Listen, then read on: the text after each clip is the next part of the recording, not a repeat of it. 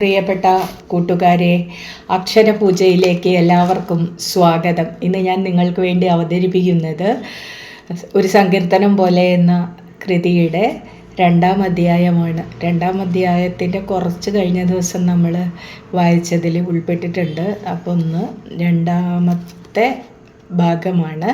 അപ്പോൾ അതിൽ 2-ാമത്തെ അധ്യായത്തിലെ കുറച്ച് ഭാഗങ്ങൾ തൊട്ടാണ് തുടങ്ങുന്നത്.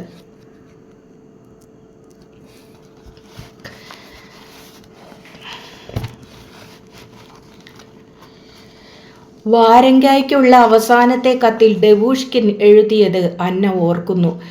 ഞാൻ നിന്നോടൊപ്പം വരും, എന്നെയും കൂടി നീ കൊണ്ടുപോകുന്നില്ലെങ്കിൽ ആ വണ്ടിയുടെ പിന്നാലെ ഞാൻ ഓടും. ഒരു മനുഷ്യൻ്റെ ജീവിതം മുഴുവൻ ഇതാ തകർന്നിരിക്കുന്നു. വാരങ്കായെ സ്നേഹിച്ചിരുന്ന പെട്രോസ്കിയെക്കുറിച്ചുള്ള ഓർമ്മയും അപ്പോൾ അന്നയുടെ മനസ്സിൽ തെളിഞ്ഞു നിന്നു. സത്യത്തിൽ വാരങ്ക ഹൃദയം സമർപ്പിച്ചു സ്നേഹിച്ചത് ആ ദരിദ്ര വിദ്യാർത്ഥിയെ അല്ലേ? എന്നിട്ടെന്തായിരുന്നു വിധി അവൾക്ക് വേണ്ടി കാത്തുവച്ചിരുന്നത്? നിത്യദുഃഖം.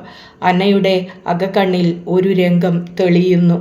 അലങ്കരിച്ച ശവവണ്ടിയിൽ പെട്രോസ്കി പള്ളി സെമിത്തേരിയിലേക്ക് പോകുന്നു. അവൻ്റെ അനന്തമായ നിദ്രയ്ക്ക് ഒരു ഭ്രാന്തനെ പോലെ നിലവിളിച്ചുകൊണ്ട് അവൻ്റെ പിതാവ് അവൻ്റെ ശവപ്പെട്ടിക്കു പിന്നാലെ ഓടിയെത്തുന്നു. അന്നവൻ്റെ ജന്മദിനമായിരുന്നു. ദസ്തേവ്സ്കിയുടെ ഹൃദയത്തിനുമേൽ ദൈവത്തിൻ്റെ കയ്യൊപ്പുണ്ടെന്ന് ഒരിക്കൽ തൻ്റെ പിതാവ് പറഞ്ഞത് അന്ന ഓർക്കുന്നു. അതില്ലാത്ത ഒരാൾക്ക് ഇങ്ങനെയൊക്കെ എഴുതാൻ കഴിയുമോ? അത്രമേൽ ഹൃദയസ്പർശിയായിട്ട് ബോൾഷയ മെഷ്കൻസ്കയ തെരുവിലൂടെ നടക്കുമ്പോൾ ദൈവമേ, എന്നെ അദ്ദേഹത്തിന് ഇഷ്ടപ്പെടണേ എന്ന് അന്ന അറിയാതെ പ്രാർത്ഥിച്ചു. 11:30-ക്ക് 1-2 നിമിഷം മാത്രം ബാക്കിയുള്ളപ്പോൾ അന്ന അലാൻകിൻ ഭവനിലെത്തി. താഴെ കണ്ട ഒരാളിനോട് 13-ാം നമ്പർ അപ്പാർട്ട്മെൻറ്റ് ഏതാണെന്ന് അന്ന ചോദിച്ചു. അയാൾ 2-ാം നിലയിലേക്കുള്ള കോണിപ്പടി ചൂണ്ടിക്കാണിച്ചു. വളരെ പഴക്കം ചെന്ന ഒരു വീടായിരുന്നു അത്. ആധുനികതയുടെ പകിട്ടും പ്രൗഢിയും ഒന്നും ഇല്ലതിന്.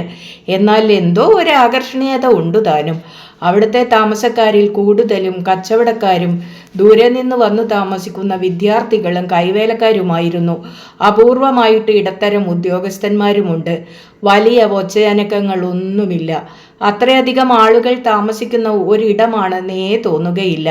വല്ലാത്ത ഒരു നിശബ്ദത അവിടെ തളം കെട്ടി നിൽക്കുന്നു. മരം കൊണ്ടുണ്ടാക്കിയ ഇടുങ്ങിയ കോണിപ്പടിയിലൂടെ മുകളിലേക്ക് കയറുമ്പോൾ കുറ്റവും ശിക്ഷയും എന്ന നോവലിലെ ആ വീട് പെട്ടെന്ന് അന്നയ്ക്ക് ഓർമ്മ വന്നു. ആ വീടും ഇങ്ങനെ ഒന്നായിരുന്നു. ഇതുപോലെയുള്ള ഒരു കോണിപ്പടിയിലൂടെ അല്ലേ റസ്കോൾനിക്കോവ് കയറിപ്പോയിരുന്നത്? 13-ാം നമ്പർ അപ്പാർട്ട്മെൻറ്റിനു മുമ്പിൽ ചെന്നു നിന്ന് അന്ന മണിയടിച്ചു. നിമിഷങ്ങൾക്കുള്ളിൽ ഇളം പച്ച നിറത്തിലുള്ള നീളൻ കുപ്പായം ധരിച്ച ഒരു സ്ത്രീ വാതിൽ തുറന്ന് ചോദ്യഭാവത്തിൽ അന്നയെ നോക്കി. അത് ഫെദോസിയായിരുന്നു. ഒരു നീണ്ട ആയുഷ്കാലത്തിൻ്റെ മടുപ്പും വിരസതയും മുഴുവൻ ആ വൃദ്ധയുടെ മുഖത്തുണ്ടെന്ന് അന്നയ്ക്ക് തോന്നി. അതിൻ്റെ ഒരു പതർച്ചയോടെ അന്ന ചോദിച്ചു, ഇതല്ലേ ഫയദോർ മിഖലോവിച്ച് ദസ്തേവ്സ്കിയുടെ അപ്പാർട്ട്മെൻറ്റ്? യാതൊരു ഭാവഭേദവും കൂടാതെ ഫെദോസിയ പറഞ്ഞു, അതെ. എന്താ? എനിക്ക് ഫയദോറിനെ ഒന്ന് കാണണം. എന്നോട് വരാൻ പറഞ്ഞിട്ടുണ്ട്. അപ്പോൾ ആ വൃദ്ധയുടെ കണ്ണുകളിൽ കണ്ട ഭാവവ്യത്യാസം അന്നയെ അമ്പരപ്പിച്ചു. ഒരു നിമിഷത്തെ നിശബ്ദതയ്ക്കു ശേഷം അവർ വലതുവശത്ത് അടഞ്ഞുകിടന്ന വാതിൽ ചൂണ്ടിക്കാട്ടി. അന്ന ആ വാതിലിനു മുന്നിൽ ചെന്ന് ഒരു നിമിഷം നിന്നു. അവളുടെ ഹൃദയം മിടിക്കുന്നതിൻ്റെ ഒച്ച അപ്പോൾ അവൾക്ക് കേൾക്കാമായിരുന്നു. ഹൃദയത്തിനുമേൽ ദൈവത്തിൻ്റെ കയ്യൊപ്പുള്ള ഒരാളുടെ വാതിലിനു മുമ്പിലാണ് നിൽക്കുന്നത്. പിന്നെ മനഃപൂർവ്വം ഉണ്ടാക്കിയെടുത്ത ഒരു ധൈര്യത്തോടെ അവൾ വാതിലിൽ മുട്ടി. 1-2 നിമിഷം കഴിഞ്ഞ് അകത്തെ നിശബ്ദതയിൽ കാൽപെരുമാറ്റം കേട്ടു. വാതിൽ തുറന്ന് ഇമയനങ്ങാത്ത കണ്ണുകളോടെ തന്നെ തുറച്ചു നോക്കുന്ന ആളെ കണ്ട് അന്ന തെല്ലൊന്ന് അന്താളിച്ചു. അവൾ കണ്ടിട്ടുള്ള ദസ്തേവ്സ്കിയുടെ ചിത്രങ്ങളിൽ നിന്നൊക്കെ വ്യത്യസ്തമായിരുന്നു ആ രൂപം. നിഗൂഢവും വന്യവുമായ ഒരു ഭാവമുണ്ടായിരുന്നു ആ മുഖത്ത്. കുറെ കൂടി പപ്രശനായിരിക്കുന്നു. ഇരുണ്ട അഗാധതയിൽ നിന്ന് എത്തി നോക്കുന്ന ഒരാത്മാവിനെ ആ രൂപം ഓർമ്മിപ്പിച്ചു. ശരാശരി പൊക്കമുണ്ട്, അധികം വണ്ണമില്ല. നേർത്ത തവിട്ടു നിറം കലർന്ന ചെമ്പിച്ച തലമുടി കോതി വെച്ചിരിക്കുന്നു. അന്നയെ വിസ്മയിപ്പിച്ചത് ആ കണ്ണുകളാണ്. ഒന്ന് ഇരുണ്ട തവിട്ടു നിറത്തിലും മറ്റേത് കറുത്തിട്ടും. കറുത്ത കണ്ണിൻ്റെ കൃഷ്ണമണി നീല നിറത്തിൽ കലങ്ങിക്കിടക്കുന്നു. സങ്കല്പത്തിൽ ഉണ്ടായിരുന്ന വിഷാദ നിഴലിട്ട കണ്ണുകൾക്ക് പകരം എന്തോ രഹസ്യ സ്വഭാവമുള്ള ആ കണ്ണ് അവളെ വിസ്മയിപ്പിച്ചു. പെട്ടെന്ന് ദസ്തേവ്സ്കി ചോദിച്ചു, എന്താ? വിചാരങ്ങളിൽ നിന്ന് മനസ്സിനെ തിരിച്ചെടുത്ത് ലേശം പരിഭ്രമത്തോടെ അവൾ പറഞ്ഞു, ഞാൻ ഓൾഖിൻ പറഞ്ഞിട്ട് വന്നതാണ്. ഇവിടെ സ്റ്റെനോയെ ആവശ്യമുണ്ടെന്ന്. ഓ എന്ന് പറഞ്ഞ് ദസ്തോവ്സ്കി തലകുലുക്കി. മറന്നു പോയതെന്തോ ഓർക്കുന്ന ഒരു മട്ടായിരുന്നു അപ്പോൾ അദ്ദേഹത്തിന്. അന്നയെ അടിമുടി ഒന്ന് നോക്കിയതിനു ശേഷം ദസ്തോവ്സ്കി അവളെ അകത്തേക്ക് ക്ഷണിച്ചു. വരൂ. ഒരു ഒതുക്കി പിടിച്ച പരിഭ്രമത്തോടും സങ്കോചത്തോടും കൂടി അവൾ അകത്തേക്ക് കയറി ചെന്നു. ഇരിക്കൂ. ഒരു പഴയ സോഫ ചൂണ്ടിക്കാട്ടി ദസ്തോവ്സ്കി പറഞ്ഞു. ഞാൻ ഇപ്പോൾ വരാം. അദ്ദേഹം മറ്റൊരു മുറിയിലേക്ക് പോയി. ഒറ്റ നോട്ടത്തിൽ അന്നയ്ക്ക് മനസ്സിലായി അത് ദസ്തോവ്സ്കിയുടെ എഴുത്തുമുറിയാണ്. ചുമരിൽ ഒരു പഴയ നാഴികമണി തൂങ്ങിക്കിടക്കുന്നു. ചുമരിനോട് ചേർന്നുള്ള മേശയിൽ ധാരാളം പുസ്തകങ്ങൾ അടുക്കി വച്ചിരിക്കുന്നു, യാതൊരു ചിട്ടയുമില്ലാതെ. അപ്പുറത്ത് ഒരു സോഫയുണ്ട്, അതിനപ്പുറത്ത് എഴുത്തുമേശയും കസേരയും. എഴുത്തുമേശയുടെ അപ്പുറത്ത് ചുമരിൽ മുകൾ ഭാഗത്തായി ഒരു സ്ത്രീയുടെ നിറം മങ്ങി തുടങ്ങിയ ഫോട്ടോ ഫ്രെയിം ചെയ്ത് തൂക്കിയിട്ടിരിക്കുന്നു. അത് അദ്ദേഹത്തിൻ്റെ ഭാര്യയുടെ ചിത്രമായിരിക്കുമെന്ന് അന്ന ഊഹിച്ചു. ഒരു നിമിഷം അവൾ ആ ചിത്രത്തിൽ നോക്കി നിന്നു. ഏതോ നിഗൂഢമായ ഒരു വിഷാദഭാവമുണ്ട് ആ മുഖത്തിന്. ആ വിഷാദത്തിന് എന്തോ ഒരു ഭംഗിയുണ്ടല്ലോ എന്ന് ഓർത്തുകൊണ്ട് നിൽക്കുമ്പോൾ അങ്ങേ മുറിയിൽ നിന്ന് ദസ്തേവ്സ്കി തിരിച്ചു വന്നു. അന്ന ഏതോ ഒരു ഉൾപ്രേരണയോടെ ദസ്തേവ്സ്കിയുടെ നേരെ നോക്കി. ആഴങ്ങളെ ഓർമ്മിപ്പിക്കുന്ന ഒരു നിശ്ചലത അവൾ ആ കണ്ണുകളിൽ കണ്ടു. എഴുത്തുമേശയ്ക്കരികിൽ ചെന്നു നിന്ന് ഏതോ ഒരു പുസ്തകം മറിച്ചു നോക്കിയതിനു ശേഷം അത് അവിടെ തന്നെ വെച്ചിട്ട് ദസ്തേവ്സ്കി അവളുടെ നേരെ തിരിഞ്ഞു. എന്താ നിന്റെ പേര്? അവൾ പേരു പറഞ്ഞു. അന്ന ഗ്രിഗറിവിന സ്നിറ്റ്കിന. അന്ന എന്നും വിളിക്കും. ദസ്തേവ്സ്കി ഒന്നും മന്ദഹസിച്ചോ എന്ന് അവൾ സംശയിച്ചു. ആ മുഖത്ത് നൈമിഷികമായ ഒരു പ്രകാശം മിന്നിമറഞ്ഞതുപോലെ അവൾക്ക് തോന്നി. എത്ര നാളായി അന്ന സ്റ്റെനോഗ്രാഫി പഠിക്കാൻ തുടങ്ങിയിട്ട്? 6 മാസമേ ആയുള്ളൂ. എത്ര കുട്ടികളുണ്ട് അവിടെ ഓൾഖിൻ്റെ സ്കൂളിൽ? ആദ്യം 150ഓളം ഉണ്ടായിരുന്നു, ഇപ്പോൾ കഷ്ടി 25. അതെന്താ അങ്ങനെ? എല്ലാവരും ആദ്യം വിചാരിച്ചത് സ്റ്റെനോഗ്രാഫി വളരെ എളുപ്പമാണെന്നായിരിക്കും. പിന്നെയല്ലേ അതിൻ്റെ വിഷമം മനസ്സിലായത്. അന്നേരം ടച്ചുപോയി. അപ്പോൾ ഊന്നൽ കൊടുത്ത് ഒരു കാര്യം ഓർക്കും പോലെ ദസ്തേവ്സ്കി പറഞ്ഞു. ഏത് പുതിയ കാര്യത്തിനും അതാണ് സംഭവിക്കുന്നത്. ആദ്യം തോന്നും എളുപ്പമാണെന്ന്, പിന്നെയാണ് അതിൻ്റെ വിഷമം മനസ്സിലാകുന്നത്. കഷ്ടപ്പെടാൻ ഇക്കാലത്ത് ആർക്കാണ് മനസ്സുള്ളത്? അതുകൊണ്ട് ഇടയ്ക്ക് വെച്ച് ഇട്ടേച്ചു പോകുന്നു. ആ വാക്കുകൾ വേറെന്തോ ധ്വനിപ്പിക്കുന്നത് പോലെ അന്നയ്ക്ക് തോന്നി. അപ്പോൾ അവളുടെ കണ്ണുകളിലേക്ക് നോക്കി മന്ദസ്മിതത്തോടെ ദസ്തേവ്സ്കി പറഞ്ഞു, മനസ്സിലായില്ലെന്നാണോ? എങ്കിൽ 1-2 ദിവസം കഴിയുമ്പോഴേക്കും മനസ്സിലാകും. അന്ന വന്നിരിക്കുന്നതും വിഷമം പിടിച്ച ഒരു പണിക്കാണ്.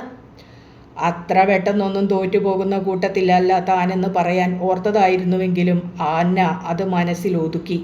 അപ്പോഴേക്കും ഫെദോസ്യ ചായ കൊണ്ടുവന്നു. പാൽ ചേർക്കാത്ത കടുപ്പം കൂടിയ കട്ടൻ ചായ. അന്നയ്ക്ക് അതൊരു ലഹരി പദാർത്ഥം പോലെയാണ് തോന്നിയത്. എങ്കിലും യാതൊരു മടുപ്പും കൂടാതെ അവളത് കുടിച്ചു. ചായ കുടിച്ചു കഴിഞ്ഞ് ദസ്തേവ്സ്കി ഒരു സിഗരറ്റ് കത്തിച്ചു. സിഗരറ്റിൻ്റെ മണം അവൾക്ക് ഇഷ്ടമല്ലെങ്കിലും അതിൻ്റെ അസഹ്യത അവൾ കാണിച്ചില്ല. ഇടയ്ക്ക് ദസ്തേവ്സ്കി ചോദിച്ചു, സാറാ എങ്ങനെ, വല്ലതും വായിക്കുന്ന കൂട്ടത്തിലാണോ? എന്നുവച്ചാൽ ടെക്സ്റ്റ് ബുക്കുകളും വേദപുസ്തകവും ഒഴിച്ച്? ചോദ്യത്തിലെ കുസൃതി അവൾക്ക് ഇഷ്ടപ്പെട്ടു. ഉവ്, മഹാനായ ഫയദോർ മിഖലോവിച്ച് ദസ്തേവ്സ്കിയുടെ പാവപ്പെട്ടവരും മരിച്ച വീടും ഇരട്ടയും കുറ്റവും ശിക്ഷയും ഒക്കെ ഞാൻ വായിച്ചിട്ടുണ്ടെന്ന് പറയാൻ വിചാരിച്ചതാണെങ്കിലും അവൾ വെറുതെ തലകുലുക്കുകയേ ചെയ്തുള്ളൂ. പക്ഷെ മറ്റൊരു പേരിൽ തന്നെ വിളിക്കുന്നത് ഭംഗിയല്ല. അവൾ പറഞ്ഞു, ഞാൻ സാറയല്ല, അന്നയാണ്. ഒരബദ്ധം പറ്റിയതുപോലെ ദസ്തേവ്സ്കി പറഞ്ഞു. ക്ഷമിക്കണം, ഓർമ്മപ്പിശകുകൊണ്ടാണ്. വ്യത്യസ്തമായ വിഷയങ്ങളിലേക്ക് തെന്നി അവരുടെ വർത്തമാനം നീണ്ടുപോയി. അതിനിടയ്ക്ക് മറ്റൊരു സംഗതി അന്നയുടെ മനസ്സിൽ തടഞ്ഞു. ആദ്യം കണ്ടപ്പോൾ തോന്നി ദസ്തേവ്സ്കി ആളൊരു വയസ്സനാണെന്ന്. പക്ഷേ സംസാരിക്കാൻ തുടങ്ങിയ നിമിഷം തൊട്ട് അദ്ദേഹം ഒരു ചെറുപ്പക്കാരനായി തീർന്നു. മുഗ്ധമായ ഒരു മനസ്സിൻ്റെ മുഴക്കം വാക്കുകളിൽ. അതവളുടെ ഹൃദയത്തിൽ വന്നലയ്ക്കുന്നു. ഞാനിപ്പോൾ ഒരു വിഷമസന്ധിയിലാണ്. ഒരു നിമിഷത്തെ നിശബ്ദതയ്ക്കു ശേഷം ദസ്തേവ്സ്കി പറഞ്ഞു. നിശ്ചിത സമയത്തിനുള്ളിൽ ഒരു നോവൽ എഴുതി തീർക്കണം. എൻ്റെ ഇപ്പോഴത്തെ അവസ്ഥയിൽ അതത്ര എളുപ്പമല്ല. അതെനിക്ക് ഭംഗിയായിട്ടറിയാം. അതുകൊണ്ടാണ് മറ്റൊരാളുടെ സഹായമുണ്ടെങ്കിലെന്ന് ആശിച്ചു പോയത്. പക്ഷേ എൻ്റെ മനസ്സ് അതിന് വഴങ്ങുന്നില്ല. ചിലപ്പോൾ തോന്നും ആ നോവലിൻ്റെ ആശയം തന്നെ അങ്ങ് ഉപേക്ഷിച്ചാലോ എന്ന്. താൻ എന്തു പറയാനാണെന്നുള്ള ഭാവത്തിൽ അന്ന വെറുതെ നിശബ്ദമായിരിക്കുക മാത്രം ചെയ്തു. ഇതു തീർത്തും തനിയെ ചെയ്യേണ്ട കാര്യമാണ്. ദസ്തോവ്സ്കി ഗഹനമായ ഒരു ഭാവത്തോടെ അവളുടെ നേരെ നോക്കി. ധ്യാനം പോലെ, നിശബ്ദമായ പ്രാർത്ഥന പോലെ, അത്ര രഹസ്യമായിട്ട്, അത്ര ഏകാന്തമായിട്ട്. മറ്റൊരാളുടെ പങ്കാളിത്തം അതിൻ്റെ എല്ലാ വിശുദ്ധിയും നശിപ്പിക്കും. തൻ്റെ വരവ് വ്യർത്ഥമായി പോയെന്ന് അന്നയ്ക്ക് തോന്നി. വെറുതെ ഓൾഖിൻ പറഞ്ഞതു കേട്ട് ചാടി പുറപ്പെട്ടു. യാത്ര പറഞ്ഞ് മടങ്ങിപ്പോകുന്നതിനെക്കുറിച്ച് അന്ന ആലോചിക്കുന്നതിനിടയ്ക്ക് മറ്റൊരു നിമിഷത്തിൻ്റെ അകലത്തിൽ നിന്ന് ദസ്തോവ്സ്കി ചോദിച്ചു, അല്ലെങ്കിൽ നിനക്ക് എന്തു തോന്നുന്നു? എനിക്ക് വേണ്ടി കഷ്ടപ്പെടാൻ തയ്യാറാണോ? ഒരു നിമിഷം ശങ്കിച്ചു നിന്നതിനു ശേഷം ഉറച്ച മനസ്സോടെ അന്ന പറഞ്ഞു, കഷ്ടപ്പെടാൻ തയ്യാറാണോ എന്ന് ചോദിച്ചാൽ ഞാൻ എന്താ പറയേണ്ടത്? അതെ. ഒരു പരീക്ഷണമെന്ന നിലയ്ക്ക് ക്രൈം ആൻഡ് പണിഷ്മെൻറ്റിലെ ഒരു ഭാഗം ദസ്തോവ്സ്കി അവൾക്ക് വായിച്ചു കൊടുത്തു. വായന വളരെ വേഗത്തിലായിരുന്നതുകൊണ്ട് എഴുത്തിൽ അവൾ പുറകിലായിപ്പോയി. അതുകൊണ്ട് ഇടയ്ക്ക് കുറച്ച് പതുക്കെ വായിക്കാൻ അവൾക്ക് പറയേണ്ടി വന്നു. ദസ്തോവ്സ്കിക്ക് അത് ഇഷ്ടപ്പെട്ടില്ല. ഒച്ചിഴയുന്നതുപോലെ അല്ലേ എന്ന് ചോദിച്ച് ആ ഇഷ്ടക്കേട് അദ്ദേഹം കാണിക്കുകയും ചെയ്തു. അന്ന ചുരുക്കെഴുത്ത് വിസ്തരിച്ചെഴുതുമ്പോൾ സിഗരറ്റും വലിച്ചുകൊണ്ട് എന്തോ ഒരക്ഷമ കൊണ്ടെന്ന പോലെ ദസ്തോവ്സ്കി മുറിക്കുള്ളിൽ അങ്ങോട്ടും ഇങ്ങോട്ടും നടന്നു. എഴുതിയത് കാണിച്ചപ്പോൾ അതിലും വിശേഷം. ഒക്കെ കുറ്റം. എന്തുമാതിരി എഴുത്താണിത്? യാതൊരു ഭംഗിയുമില്ല. ചിഹ്നങ്ങൾ എവിടെ? നോക്കൂ, ഒരു വാക്യം വിട്ടുപോയിരിക്കുന്നു. അവളുടെ മനസ്സ് വാടിപ്പോയി. ഇങ്ങനത്തെ ഒരാളുടെ കൂടെ എങ്ങനെ തുടരും? യാത്ര പറയാൻ നേരത്ത് ആ നിമിഷം വരെയുള്ള ചൂട് മുഴുവൻ ആറിയതുപോലെ ദസ്തോവ്സ്കി ചോദിച്ചു, നിന്റെ പേരെന്താണെന്നാ പറഞ്ഞത്? അന്ന. ആ, അന്ന. സിഗരറ്റിൻ്റെ കുറ്റി നിലത്തിട്ട് ചവിട്ടുന്നതിനിടയിൽ ദസ്തോവ്സ്കി വീണ്ടും ചോദിച്ചു, അന്ന വൈകുന്നേരം വരുമോ? അവളൊന്നും മിണ്ടിയില്ല. അപ്പോൾ തന്നെ അവൾക്ക് മടുത്തു കഴിഞ്ഞിരുന്നു. ഇങ്ങനെ ഹൃദയത്തിനു തീ പിടിച്ചതുപോലെയുള്ള ഒരാളിൻ്റെ കൂടെ ജോലി ചെയ്യാൻ പ്രയാസമാണ്. നിശബ്ദമായി യാത്ര ചോദിച്ച് അന്ന പുറത്തേക്ക് ഇറങ്ങിയപ്പോൾ ആകെ തണുത്ത മട്ടിൽ ദസ്തോവ്സ്കി അവളുടെ പുറകെ ചെന്നു. അന്ന തെറ്റിദ്ധരിക്കരുത്, ഞാൻ ആകെ അസ്വസ്ഥനാണ്. അന്നയ്ക്കും അറിയാമായിരിക്കും ഞാനൊരു ചുഴലി ദീനക്കാരനാണെന്ന്. ഇന്നലെ ഞാൻ അതിൻ്റെ സന്നിധിയിലായിരുന്നു. അന്ന പോയപ്പോൾ തൊട്ട് ദസ്തോവ്സ്കിയുടെ മനസ്സ് എന്തെന്നില്ലാത്ത ഒരു കുറ്റബോധം കൊണ്ട് പുകയാൻ തുടങ്ങി. അവൾ ഇനി വരുമോ? തീർച്ചയായും അവൾ പിണങ്ങിയിട്ടുണ്ടാവും. താൻ അപ്പോൾ ഒരു ഭ്രാന്തിൻ്റെ വക്കത്തായിരുന്നെന്നാണ് തോന്നുന്നത്. അല്ലെങ്കിൽ ജീവിതത്തിൽ ആദ്യമായി കാണുന്ന ഒരു പെൺകുട്ടിയെ അത്ര ക്രൂരമായി വേദനിപ്പിക്കുമായിരുന്നുവോ? അടുക്കള ജോലിക്ക് വന്ന പെണ്ണാണെങ്കിൽ പോലും അവൾ ഉണ്ടാക്കിയത് തൊട്ട് നാക്കിൽ വെച്ച് നോക്കിയിട്ട് നിന്നെ ആരാ ഇങ്ങനെ വെച്ചുണ്ടാക്കാൻ പഠിപ്പിച്ചതെന്ന് ചോദിച്ചാൽ സഹിക്കുമോ? ഒരു കണക്കിന് അതിനേക്കാൾ മോശമായിട്ടല്ലേ അന്നയോട് ഞാൻ പെരുമാറിയത്? അവൾ കരഞ്ഞില്ലെന്നേ ഉള്ളൂ. ഒരു പൂർണ്ണവിരാമം ഇടാൻ മറന്നു. അതത്ര വലിയ ഒരു തെറ്റായി കണക്കാക്കേണ്ടിയിരുന്നില്ല. ഒരു വാക്യം വിട്ടുകളഞ്ഞെന്ന് പറഞ്ഞ് വെറുതെ കുറ്റപ്പെടുത്തി. പിന്നീടാണ് മനസ്സിലായത് അത് തൻ്റെ നോട്ടപ്പിശക് കൊണ്ട് സംഭവിച്ച ഒരബദ്ധമാണെന്ന്. തൻ്റെ ശാപം ഇതാണ്, ഇങ്ങോട്ട് സ്നേഹം കാണിക്കുന്നവരെയും വെറുപ്പിക്കും.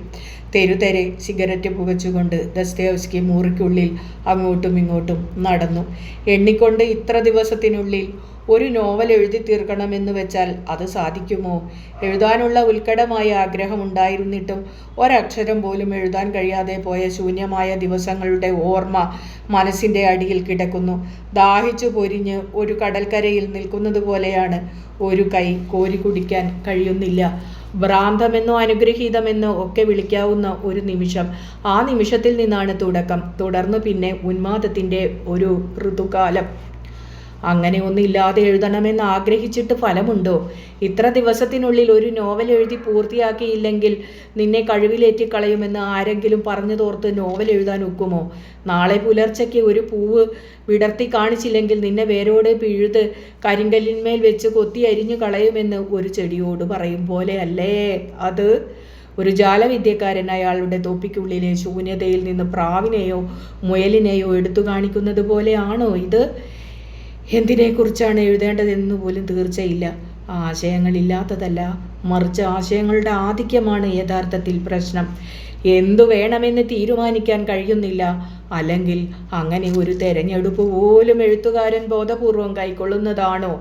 അനുഗ്രഹീതമായ ഒരു നിമിഷത്തിൻ്റെ പ്രേരണ അന്തരാത്മാവിൽ ഉണ്ടാക്കുന്ന വെളിപാട്. അങ്ങനെയൊന്നും അതിനെ നിർവചിക്കരുത്. കാർമേഘങ്ങൾ കൊണ്ടു നിറഞ്ഞ ഇരുണ്ട ആകാശം. അങ്ങനെയാണിപ്പോൾ മനസ്സ്. ഒരു മഴ തൂങ്ങി നിൽക്കുന്നു. പ്രളയസ്മൃതികൾ ഉണ്ടാക്കുന്ന ഒരു മഴ. ഏതു മേഘത്തിൽ നിന്ന് ആദ്യത്തെ തുള്ളി? ദസ്തേവ്സ്കി മുറിക്കുള്ളിൽ നിന്നും പുറത്തു വന്ന് വിജനമായ തെരുവിൻ്റെ അങ്ങേ അറ്റത്തേക്ക് നോക്കി. വിജനമായ തെരുവും അകലെ കാണാവുന്ന ആകാശച്ചെരിവും ആകാശത്തിൻ്റെ നേർക്ക് കുരിശു ഉയർത്തി നിൽക്കുന്ന പള്ളിഗോപുരവും ഒക്കെ വേറെ എപ്പോഴെങ്കിലുമായിരുന്നെങ്കിൽ ദസ്തേവ്സ്കി സ്വയം മറന്ന് നോക്കി നിന്നേനെ. ഇപ്പോൾ മനസ്സ് വല്ലാതെ അസ്വസ്ഥമാണ്. അഗ്നിപർവ്വതത്തിൻ്റെ ഉള്ളിലെ ലാവ പോലെ എന്തോ ഒന്ന് തൻ്റെ ഉള്ളിൽ കിടന്ന് തിളച്ചു മറിയുന്നു. അതിൻ്റെ നീറ്റൽ, അതിൻ്റെ പുകച്ചിൽ, അതിൻ്റെ മർദ്ദം. ഒരു സൂചിമുനയിൽ നിൽക്കുന്നത് പോലെ തോന്നുന്നു. ഒരാൾക്ക് എത്ര നേരം ഇങ്ങനെ നിൽക്കാൻ കഴിയും ഒരു സൂചിമുനയിൽ? ദസ്തേവ്സ്കി ധൃതിയിൽ കോണിപ്പടികൾ ഇറങ്ങി താഴെ ചെല്ലുമ്പോൾ വീടിൻ്റെ ഉടമസ്ഥൻ അലോൻകിൻ അദ്ദേഹത്തിൻ്റെ പീടികയുടെ മുമ്പിൽ നിൽപ്പുണ്ട്. അകത്തിരുന്നു മടുത്തിട്ട് പുറത്തിറങ്ങി നിൽക്കുകയായിരുന്നിരിക്കണം. കണ്ട മാത്രയിൽ തന്നെ അലോൻകിൻ ഒന്ന് ചിരിച്ചു. ആ മനുഷ്യൻ അങ്ങനെയാണ്. വിടുതി. വീടുകളുടെ ഉടമസ്ഥനാണെങ്കിലും പച്ചപ്പും നനവുമുള്ള ഒരു മനസ്സാണ് അദ്ദേഹത്തിൻ്റേത്. ദസ്തേവ്സ്കി അടുത്തു ചെന്നപ്പോൾ എന്തൊക്കെയാണ് ഫയദോർ വിശേഷങ്ങൾ, എഴുത്തൊക്കെ മുറക്കി നടക്കുന്നുണ്ടോ എന്നൊക്കെ ചോദിച്ച ആ മനുഷ്യൻ സ്നേഹം കാണിച്ചു. സന്ദർഭത്തിന് യോജിച്ച മട്ടിൽ ദസ്തേവ്സ്കി ഒന്ന് ചിരിക്കാൻ ശ്രമിച്ചെങ്കിലും ആ ശ്രമം വിജയിച്ചില്ല. തൻ്റെ എല്ലാ വാടകക്കാരോടും അലോൻകിന് സ്നേഹമാണ്. അവരോട് ഒരു പരീശനെ പോലെ ഇടപെടാൻ അയാൾക്കാവില്ല. അത് അയാൾ തൻ്റെ വാടകക്കാരോട് കൂടെ കൂടെ പറയുകയും ചെയ്യും. അതിൻ്റെ നഷ്ടം ചിലപ്പോഴൊക്കെ അലോൻകിന് സഹിക്കേണ്ടി വരാറുമുണ്ട്. കാര്യങ്ങളൊക്കെ നേരെയാവും, എനിക്ക് ഉറപ്പുണ്ട്, ദസ്തേവ്സ്കി പറഞ്ഞു. പക്ഷേ കുറച്ചു സമയമെടുക്കും. ചിലരുടെ കാര്യത്തിൽ കാലം അങ്ങനെയാണ്. ഇട്ടു കഷ്ടപ്പെടുത്തി ഒരുപാട് വരുത്തും. സഹിക്കാനുള്ള കഴിവ് എത്രയുണ്ടെന്ന് പരീക്ഷിച്ച് ഒരു തമാശ കേട്ടതുപോലെ അലോൻകിൻ ഒന്ന് ചിരിച്ചു. കാലത്തെയും മനുഷ്യൻ്റെ നിസ്സഹായതയെയും ചേർത്ത് വെച്ച് ചിന്തിക്കുമ്പോൾ. അത്രയും പറഞ്ഞിട്ട് ദസ്തേവ്സ്കി തൻ്റെ വലിഞ്ഞു മുറുകിയ ഭാവത്തിന് കുറച്ചൊരയവുണ്ടാക്കി അലോൻകിൻ്റെ നേരെ നോക്കി. അല്ല, ചിന്തിക്കാൻ കൊള്ളാവുന്ന ഒരു വിഷയം തന്നെയല്ലേ അത്? അലോൻകിന് എന്തു തോന്നുന്നു? ഓ, എനിക്കൊന്നും തോന്നുന്നില്ല, അലോൻകിൻ പറഞ്ഞു. ഞാൻ അങ്ങനെയൊന്നും ചിന്തിക്കാറുമില്ല. എന്നെപ്പോലെയുള്ള ഒരാൾ എന്തിനാ ചിന്തിക്കുന്നേ? എന്നാൽ ഒരു കാര്യം ചെയ്യുക, ദസ്തേവ്സ്കി പെട്ടെന്ന് ഒരു വേഗത്തിലങ്ങ് പറഞ്ഞു. ഒരു 10 റൂബിൾ കടം താ എനിക്ക്. കളി ഒടുവിൽ കാര്യമായോ എന്ന അർത്ഥത്തിൽ അലോൻകിൻ മിഴിച്ചു നോക്കി. 6-7 മാസത്തെ വാടക കുടിശ്ശികയുണ്ട്, ദസ്തേവ്സ്കി പറഞ്ഞു. ഞാനത് മറന്നിട്ടൊന്നുമല്ല. ഇതും അതിൻ്റെ കൂടെ കൂട്ടിക്കോ. അധികം വൈകാതെ എല്ലാ കടങ്ങളും ഞാൻ വീട്ടും, ഉറപ്പ്. എന്നെ വിശ്വസിക്കെന്നൊക്കെ പറയുന്നത് ഒരു വകയാണ്.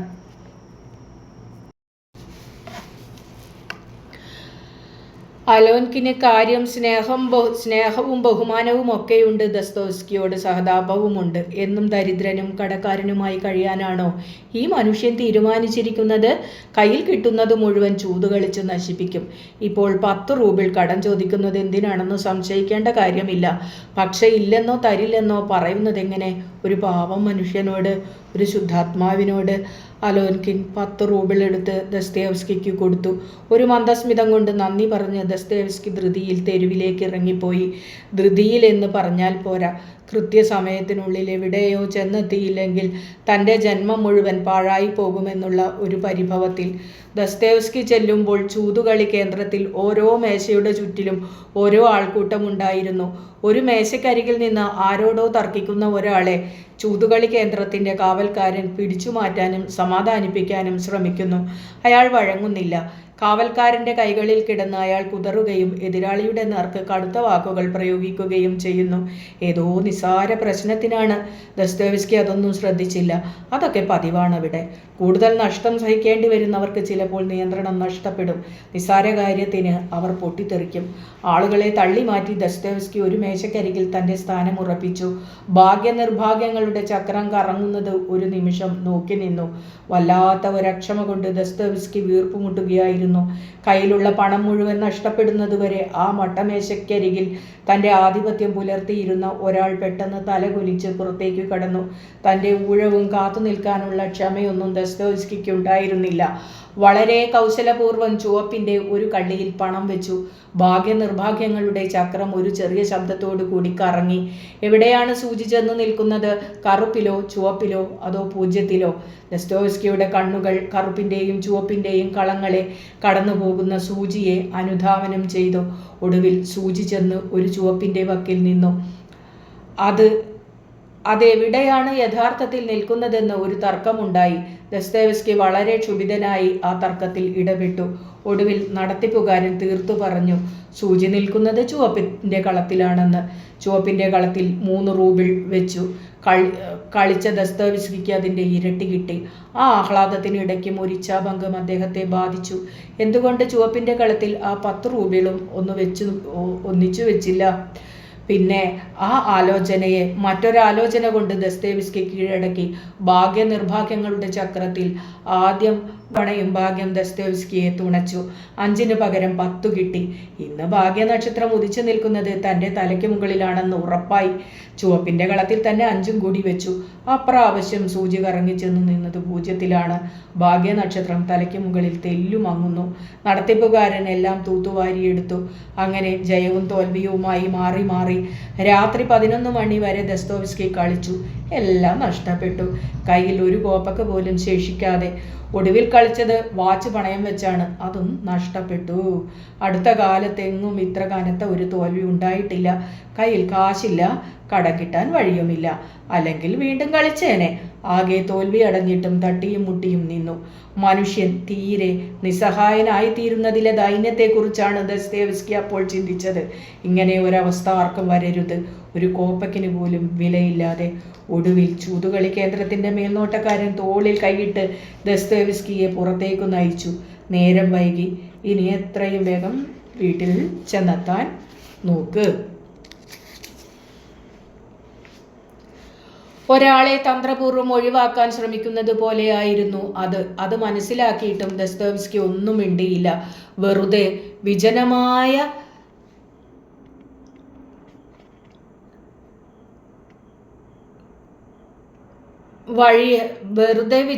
വഴിയെ ഒറ്റയ്ക്ക് നടന്നു. അരണ്ട നിലാവുള്ള ഒരു രാത്രിയിലായിരുന്നു അത്. ആകെ പരാജിതനായി അതിൻ്റെ വ്യാകുലതയോടെയാണ് നടന്നതെങ്കിലും ആ രാത്രിയുടെ ഭംഗി ദസ്തോവ്സ്കിയെ ആകർഷിച്ചു. നിശബ്ദതയുടെ സംഗീതം എന്ന് പറയാവുന്ന എന്തോ ഒന്ന് ഹൃദയത്തിൽ വന്നു നിറയുന്നു. അകലെ സെന്റ് പീറ്റേഴ്സ്ബർഗിൻ്റെ പ്രാന്തങ്ങളിൽ എവിടെയോ വിടരുന്ന പൂക്കളുടെ സൗരഭ്യം. ഒരു സൗരഭ്യം ശ്വസിച്ചുകൊണ്ട് നടക്കുമ്പോൾ മുമ്പെന്നോ ഒരിക്കൽ നേവാ നദിയുടെ തീരങ്ങളിലെ ഒരു രാത്രി ദസ്തോവ്സ്കിക്ക് ഓർമ്മ വന്നു. നേവാ നദിയിലെ 101 തുരുത്തുകൾ, നദിയുടെ കുറേ ദൂരെ ഭദ്രാസന പള്ളിയുടെ ഗോപുരങ്ങൾ, വെണ്ണകൽ കൊട്ടാരങ്ങൾ, നിലാവിൽ ഏതോ വിസ്മൃതിയിൽ മുഴുകി നിൽക്കുന്ന മരങ്ങൾ. സ്വപ്നതുല്യമായ ഒരു കാഴ്ചയായിരുന്നു അത്. ആ രാത്രിയുടെ ഭംഗി തന്നെയുണ്ട് ഈ രാത്രിക്കും. ആ രാത്രിയിൽ ആരായിരുന്നു തൻ്റെ കൂടെ ഉണ്ടായിരുന്നത്? ആ രാത്രിയുടെ ഓർമ്മ ഇപ്പോഴും മനസ്സിൽ തങ്ങി നിൽക്കുന്നത് എന്തുകൊണ്ട്? നേർത്ത മഞ്ഞും നിലാവും പെയ്യുന്ന ആ രാത്രിയിലൂടെ നടക്കുമ്പോൾ മറ്റൊരു സംശയവും ദസ്തോവ്സ്കിക്കുണ്ടായി. മനുഷ്യർ ഉറങ്ങിക്കിടക്കുമ്പോൾ രാത്രിക്ക് ഇത്ര ഭംഗി എന്തിന്? പെട്ടെന്ന് ദസ്തോവ്സ്കി ദൈവത്തെക്കുറിച്ച് ഓർത്തു. ദൈവേച്ഛയിൽ ഒളിച്ചിരിക്കുന്ന നിഗൂഢത എന്ത്? വീണ്ടും നടക്കുന്നതിനിടയിൽ ദസ്തോവ്സ്കി ഏതോ മഹാവിദൂരതയിൽ സ്ഥിതി ചെയ്യുന്ന ദൈവത്തോട് സംസാരിക്കാൻ തുടങ്ങി. ഓർത്തുപോകുമ്പോൾ എൻ്റെ കാര്യം മഹാകഷ്ടമാണ്.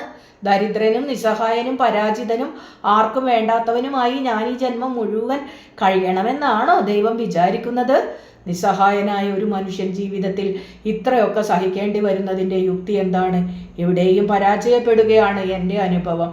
ഒടുവിൽ ഹൃദയത്തിൽ മുറിവുകൾ മാത്രം ബാക്കിയാവുന്നു. നന്മകളുടേതു മാത്രമായ ഒരാൾ ഇന്നേ കാലം തോറ്റുപോവുകയേ ഉള്ളെന്നാണോ? നന്മകൾ മാത്രമുള്ള ഒരാൾ എന്ന് ഞാൻ എന്നെപ്പറ്റി പറയുമ്പോൾ അതൊരു അതിരു കവിഞ്ഞ അവകാശവാദമാണെന്ന് അങ്ങ് കരുതുന്നുണ്ടോ? തിന്മ ചെയ്യാൻ മനുഷ്യനെ പ്രേരിപ്പിക്കുന്നത് ആരാണ്? തിന്മ ചെയ്യാൻ മനുഷ്യനെ നിർബന്ധിക്കുന്നത് എന്തിനാണ്? ലോകം കുറെ കൂടി നന്നായി സൃഷ്ടിക്കാമായിരുന്നു എന്ന് സത്യത്തിൽ ഇപ്പോൾ അങ്ങേക്ക് തോന്നുന്നില്ലേ? മനുഷ്യൻ്റെ സൃഷ്ടിയുടെ കാര്യത്തിലെങ്കിലും ആ സംശയം ന്യായമാണെന്ന് ഞാൻ വിചാരിക്കുന്നു. മനുഷ്യൻ തിന്മ ചെയ്യുന്നുണ്ടെങ്കിൽ അതിൻ്റെ കാരണത്തിൽ നിന്നും ഉത്തരവാദിത്വത്തിൽ നിന്നും ഒഴിഞ്ഞു മാറാൻ അങ്ങേക്ക് കഴിയുമോ? മനുഷ്യനിൽ ഈ ദൗർബല്യങ്ങൾ വച്ചതാരാണ്? ഞാനൊരു മുട്ടാളനെ പോലെ വിചാരണ ചെയ്യുകയാണെന്ന് തോന്നരുത്. എൻ്റെ സംശയങ്ങൾ ന്യായമാണെന്ന് തന്നെ ഞാൻ വിശ്വസിക്കുന്നു. ദരിദ്രനും ദുഃഖിതനും രോഗിയും പരാജിതനും ബഹിഷ്കൃതനും ഏകാകിയുമായ ഒരു മനുഷ്യൻ്റെ ജീവിതം ജീവിക്കാൻ ഇടവന്നിരുന്നുവെങ്കിൽ ഞാൻ പറയുന്നത് ദൈവത്തിന് കൂടുതൽ മനസ്സിലായേനെ. എന്നെ നോക്ക്, എന്തൊരു ജീവിതമാണ് എൻ്റേത്. ഇതിനെ ജീവിതമെന്ന് തന്നെ വിളിക്കാമോ എന്നാണ് എൻ്റെ സംശയം. ഇതൊരു ദുരന്താനുഭവമാണ്. എന്താണ് ഇതിൻ്റെ അർത്ഥം? എന്തിൻ്റെയൊക്കെയോ ഒരു ബലിമൃഗമായിട്ടാണോ അങ്ങനെ വിഭാവന ചെയ്തിട്ടുള്ളത്? ആകപ്പാടെ നോക്കുമ്പോൾ ലോകത്തിന് എന്തോ കുഴപ്പമുള്ളതുപോലെ തോന്നുന്നു. ഞാൻ കാണുന്നതൊക്കെ അങ്ങനെ ഒരു വിശ്വാസമാണ് എൻ്റെ ഉള്ളിൽ ഉറപ്പിക്കുന്നത്. യോബിൻ്റെയും ക്രിസ്തുവിൻ്റെയും ദൃഷ്ടാന്തങ്ങൾ തൊട്ട് എൻ്റെ ഈ നിസാര ജീവിതം വരെ എനിക്കതിന് ചൂണ്ടിക്കാണിക്കാനുണ്ട്. മനുഷ്യർക്കിടയിലെ ചിലന്തികളെയും ചെകുത്താന്മാരെയും കുറിച്ചൊന്നും ഞാനിപ്പോൾ ചോദിക്കുന്നില്ല.